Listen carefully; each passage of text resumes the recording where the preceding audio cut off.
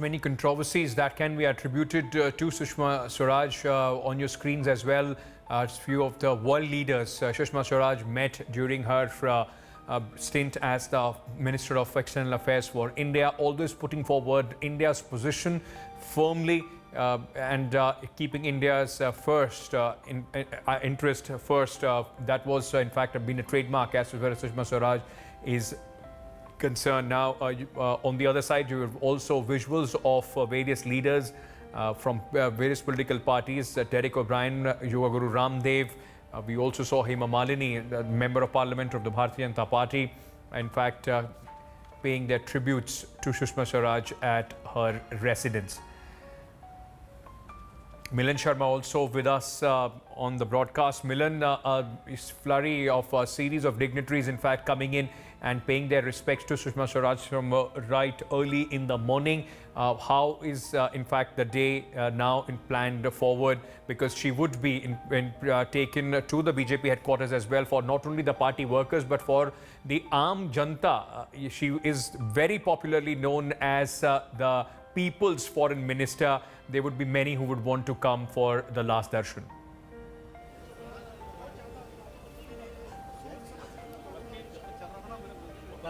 Yes, Ankit, in fact, the People's Foreign Minister is aptly put by you there, and certainly we are looking at a flurry of leaders a beeline to her residence.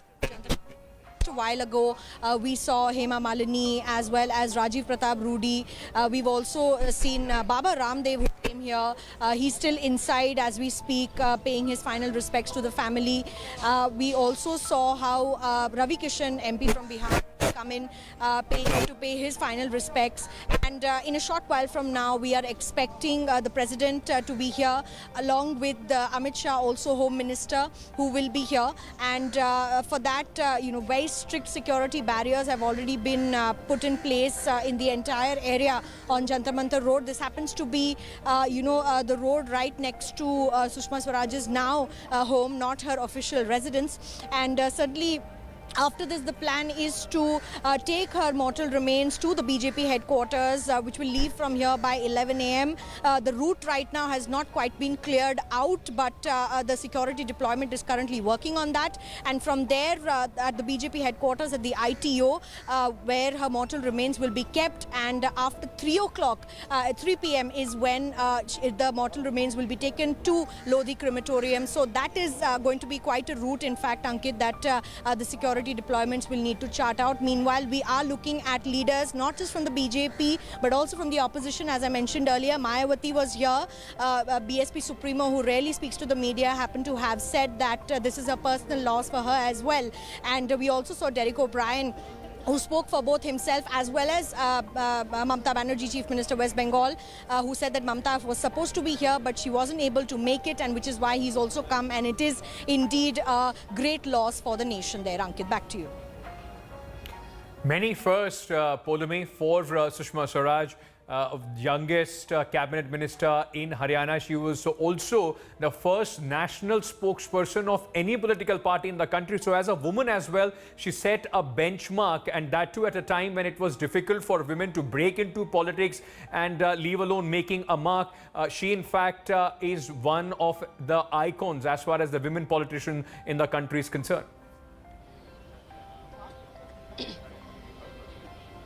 And another first, Ankit, that I can remember, of course, is the first woman Chief Minister of Delhi as well. She was the 5th Chief Minister of Delhi, and the first woman who in fact held that position for barely a few months in the year 1998. But then again, another first, that she was entrusted with the kind of responsibility that she was entrusted with by the Bharatiya Janata Party. And that is the kind of lead as a woman that she took in the party and in public life as well. Yes, she was an inspiration to many in a public life. She grew from strength to strength. She did not have much of a background or, people mentoring her. It was her that, picked up the reins of her own public life, and then she started off with it from being someone who was active in student politics, who was a great orator in college itself, to then, of course, becoming the youngest, cabinet minister in the Haryana government at the age of 25.